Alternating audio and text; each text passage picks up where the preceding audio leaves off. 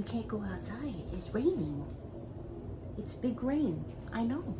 But I love you. I'm trying to make a video. I am. You're making it very difficult. Hey everybody, it's Allie, the Canine Nutritionist from PadfootPoodles, and Pals. And today I'm answering a question from Jennifer. And Jennifer says, what is the best supplement and or diet for an 11-year-old dog with elevated liver blood work? I ordered some milk thistle, but I'm not sure if that's the correct thing. Yes, it is. And if there's something else that I missed. So first of all, Jennifer, thank you for your question. And I wanted to give you some pointers to try to get you in the right direction. And if you're wondering why I'm kind of off to the side of the screen, it's because I'm going to be putting up some information to the side here, both for our viewers and for Jennifer. So that's why I'm kind of off center here. There are a couple of things that you want to take into account. And Jennifer, the first thing that I want you to do is I want you to run all of this by your veterinarian, right? Because you haven't given me enough specifics to be able to address everything perfectly. So what I'm going to do is kind of give you some parameters to get you started, and then you and your veterinarian can take it from there. The first thing you want to make sure that you're doing is you're feeding a fresh food diet. Now, if your 11-year-old has all of their teeth, then you can leave these components kind of chunky. You don't need to blend them up. But if your 11-year-old is missing some teeth, you may want to either finely dice or puree some of these items just to help them with chewing it. One thing that you want to keep in mind is you want to be very careful about the proteins that you choose for your dog's diet. Ideally, your veterinarian would be able to recommend a complete and balanced recipe for you to a certain extent. We're going to have to skew some of those nutrients because you're going to need to find something that's low in copper and also something that's low in sodium. So if you're making the food yourself, it allows you, because you can control all of those components, whereas if you're buying a commercial product, you end up with a lot of fillers, a lot of garbage ingredients, right?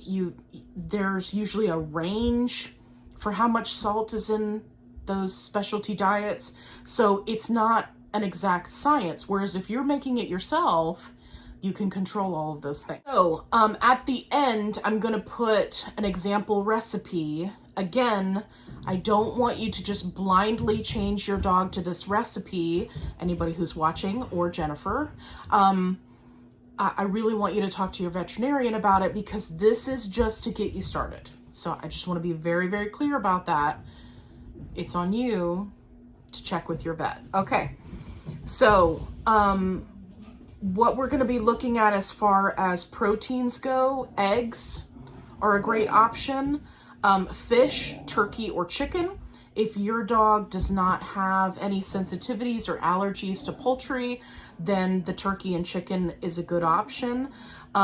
Fish, you want to steer away from salmon, but there are some other fish options. If you could go with something like turkey, that would be ideal.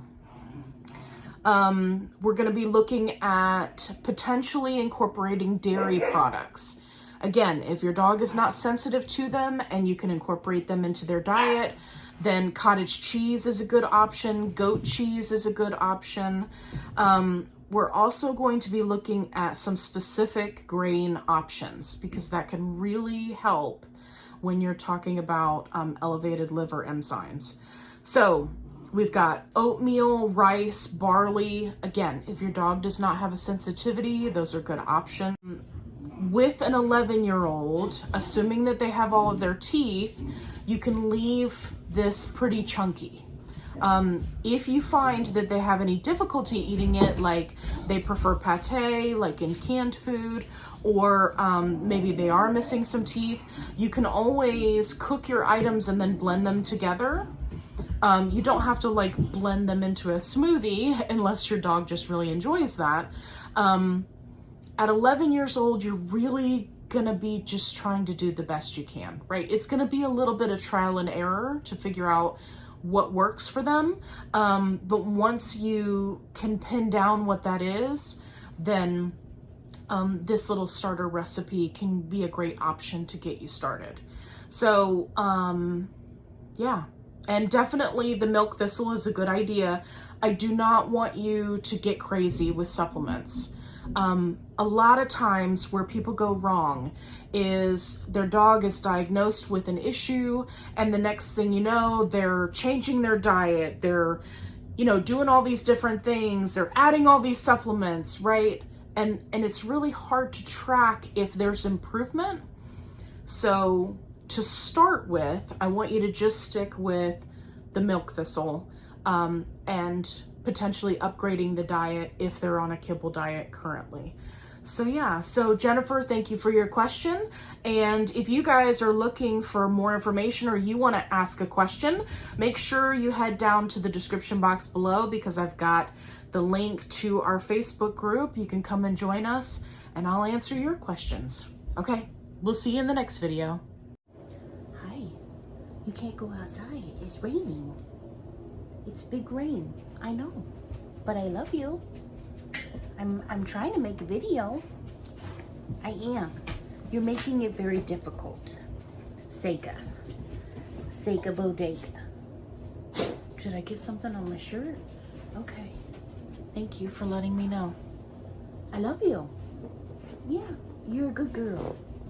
Okay. Thank you. You're a good girl. I love you. Okay. Okay, I gotta make a video.